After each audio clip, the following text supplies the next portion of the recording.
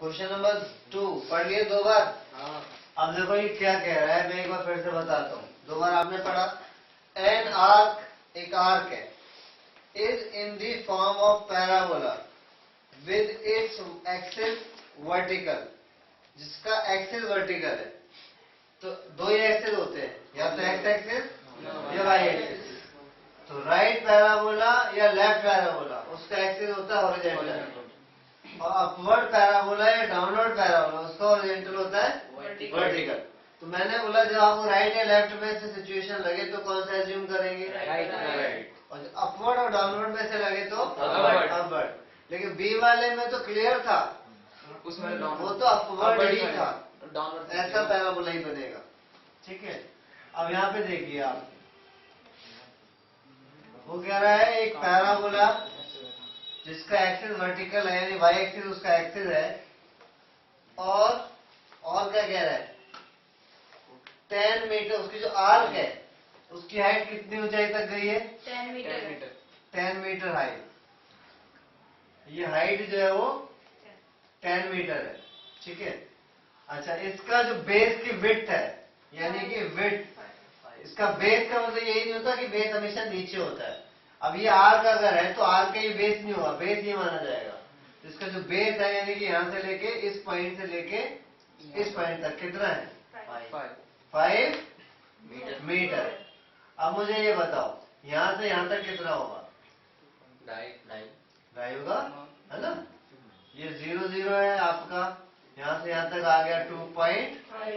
यहाँ तक क्लियर हो गया? ये पूरा, ये ऐसे 10 मीटर। अब आप कहोगे भैया 10 मीटर इतना और 5 मीटर इतना, ये सिमेट्रिकल नहीं है, इसमें तो फिगर सिमेट्रिकल है, अकॉर्डिंग टू स्केल नहीं है। समझ में आ रहा है? ऐसे तो बीम वाला अकॉर्डिंग टू स्केल बिल्कुल नहीं था। ये 10 मीटर, ये 5 मीटर ज्यादा है, 10 मीटर छोटा है, तो गड़बड़ हो जाएगा। आप बस वैल्यूज को ध्यान में रखें। 10 मीटर 5 मीटर तो आधा हो जाए 2.5 मीटर।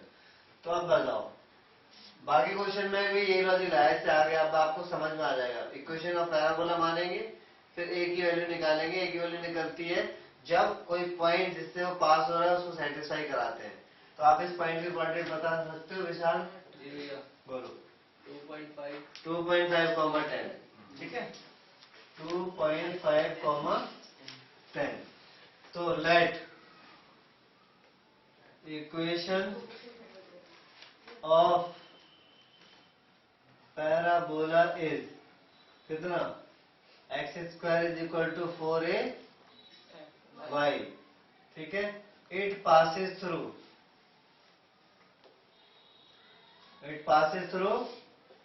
2.5 10। x की जगह 2.5, तो 2.5 का स्क्वायर 6.25 4a इंटू 10। ए हो जाएगा 6.25 डिवाइडेड बाई 40। इस पॉइंट को हटाओगे तो 100, है ना? 25 जा 25 4 जा 5 5 जा 5 8 जा, ए हो जाएगा 5/32। ए की वैल्यू आ गई। Now equation of parabola, x² is equal to 4ay मानी थी और ए की वैल्यू हमने निकाल ली है 5/32। तो 4 8 जा 32, तो x² आया 5/8y, या 8x² is equal to 5y। ये आई इक्वेशन ऑफ पैराबोला। अब उसने ये कहा, उसने क्या कहा? How wide is it 2 metre from the vertex of the parabola. ध्यान देखिएगा, ये वाला क्वेश्चन समझ लो। यहाँ तक तो लगभग सभी क्वेश्चन में ऐसा हुआ था। आगे वो ये कह रहा है, ऐसा उसमें हुआ था पहले वाले वो बीम वाले कि वो 1 सेंटीमीटर कितनी दूरी पे 1 सेंटीमीटर झुका होगा। तो ये कह रहा है कि हाउ वाइड, कितना वाइड होगा ये जब 2 metre from the vertex, vertex से 2 मीटर ऊंचा जाने पे कितना वाइड होगा। अब बताओ, मुझे बताओ, ये पैराबोला वर्टेक्स पे कितना वाइड है? 2 मीटर। वर्टेक्स पे अच्छा 0। वर्टेक्स पे तो उसकी चौड़ाई है नहीं, बिल्कुल यहाँ पे पॉइंट है। फिर ऐसे ऊंचा गया, ऐसे गया, तो यहाँ पे कुछ चौड़ाई है, फिर यहाँ पे ऐसे करके, और बिल्कुल एंड पॉइंट पे इसकी कितनी विड्थ है? 2.5 5 मीटर विड्थ। आर्क, ये आर्क ऐसे है, आर्क ऊपर जैसे जैसे जा रहे हैं तो आर्क की विड्थ इंक्रीज होती जा रही है। वर्टेक्स पे इसकी विड्थ 0 है, तो ऊपर जा रहे इंक्रीज हो रही है और 10 मीटर ऊपर जाने पे इसकी विड्थ हो गई है 5 मीटर। समझ आ रहा है? 10 मीटर ऊंचा जाने पे, वर्टेक्स से 10 मीटर ऊंचा जाने पे इसकी विड्थ हो चुकी है 5 मीटर। क्वेश्चन में ये कह रहा है how wide is it 2 metre from the vertex. Vertex से 2 मीटर ऊपर जब गए होंगे यहाँ पर, तो कितनी विड्थ होगी? तो अगर ये 2 मीटर है और इतना हिस्सा अगर मैं x1 मान लूं, तो इस पॉइंट के कोऑर्डिनेट क्या होंगे? अगर ये है 2 मीटर ऊपर जाने पैराबोला की विड्थ क्या होगी? तो पहले विड्थ तो पूरी बाद में निकाल देंगे, पर इतना हिस्सा मानना। कोऑर्डिनेट के लिए पूरा थोड़ी मानोगे, नहीं समझ में आ रहा, इतना मानेंगे। तो ये कितना होगा पॉइंट? x1, 2। ठीक है, समझ आ रहा है? नाउ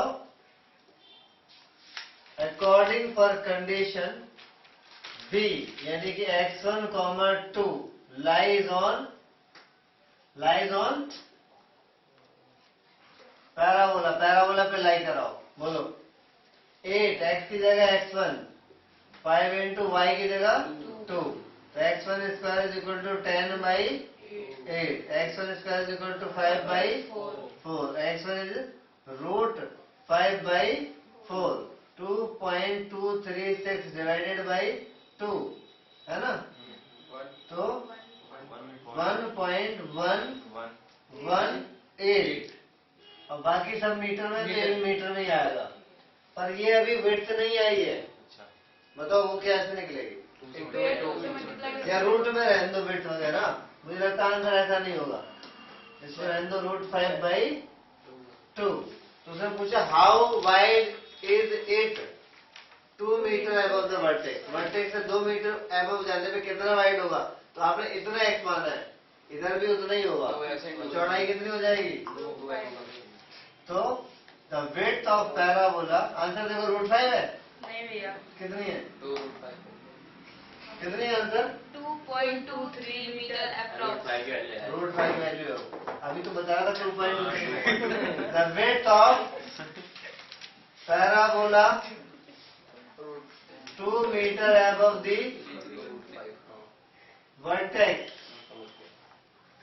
विल बी कितना? यहां से यहां तक कितना होगा? 2x1, ट्वाइस ऑफ x1 की वैल्यू कितनी आई? Root 5 by 2। रूट 5 बाई 2, 2 से 2 करते तो रूट 5 भी आंसर ले सकते हो आप। वैसे वैल्यू होती है 2.235, ठीक है मीटर। आप रूट 5 रहने दो, ये तो कभी बुक में आंसर देता है, पॉइंट में कभी नहीं देता। आप रूट 5 लिख के आओ, कोई दिक्कत थोड़ी। समझ में आ गया? ऑफ कर दो।